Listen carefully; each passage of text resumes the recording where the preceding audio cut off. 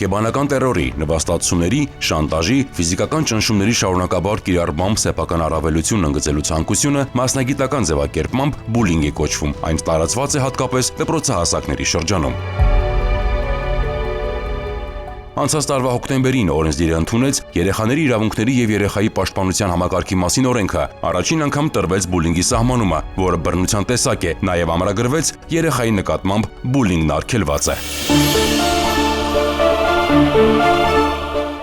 Համայնքային ոստիկանության անչափահասների հետ տարվող աշխատանքների գծով մեթոդական բաժնի պետ Արմինե Գյոզելյանի խոսքով ոստիկանությունը օպերատիվ արձագանքում են նման դեպքերի, ձեռնարկում կանխարգելիչ քայլեր։ Հատկապես վերջին շրջանում ակտիվացել են բուլինգի դեպքերի մասին բարձրաձայնելը, ինչը համակարգի նկատմամբ վստահության հանրային ընկալման փոփոխության մասին է։ Համայնքային ոստիկանությունը իրականացնում է իրագործառույթային պարտականությունները, այցելում է դպրոց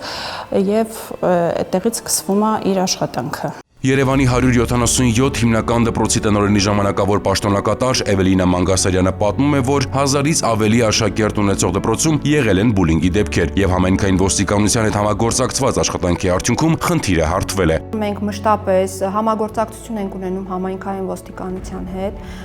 իրականում դպրոցը բավականաչափ մեծ է, աշակերտաթիվը բավականին շատ է եւ ասել, որ դպրոցում բուլինգի երևույթներ չեն նկատվում, կարելի է ասել ոչինչ չասել։ Էվելինա Մանգասարյանը վստահեցնում է, որ համայնքային ոստիկանի պարբերաբար այցերն ու աշակերտների հետ զրույցները զգոնության ազդակ են եւ կանխարգելման տեսանկյունից որոշիչ նշանակություն ունեն։ Երեխայի հետ առնչվելիս պետք է լինի ծնող, մանկավարժ,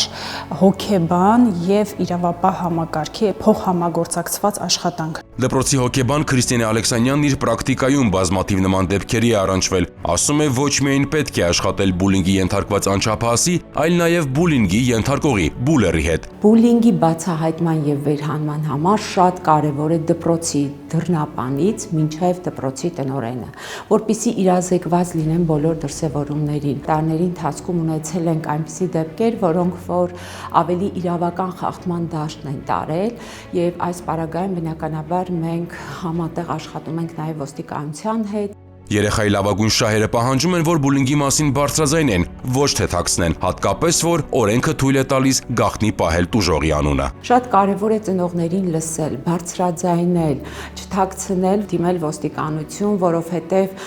մենք այդ պահին միանշանակ պետք է մտածենք երեխայի հոգեկան վիճակի մասին, որովհետև բուլինգը ինքնին մանկության տրավմա է։ Ներքին գործերի նախարարության ոստիկանությունը հորդորում է հասարակությանը բարձրաձայնել խնդրի մասին, որպեսզի կանխարգելիչ աշխատանքները, միջոցառումները ավելի պատշաճ իրականացվեն։ Բուլինգի վաղ հայտնաբերումն ու կանխումը, աջակցող միջավայրն ու հոգատար վերաբերմունքը կարող են վերականգնել երեխայի կորցրած վստահությունը։ Պետք է հիշել, որ բուլինգի բոլոր դրսևորումները քրեորեն պատժելի են։ Ներքին գործերի նախարարության ոստիկանությունը շարունակելու է բացահայտել բուլինգի ցանկացած դեպք, իրականացնել իրազեկման աշխատանքներ, ապահովելով առավել անվտանգ միջավայր ձեր եւ ձեր երեխաների համար։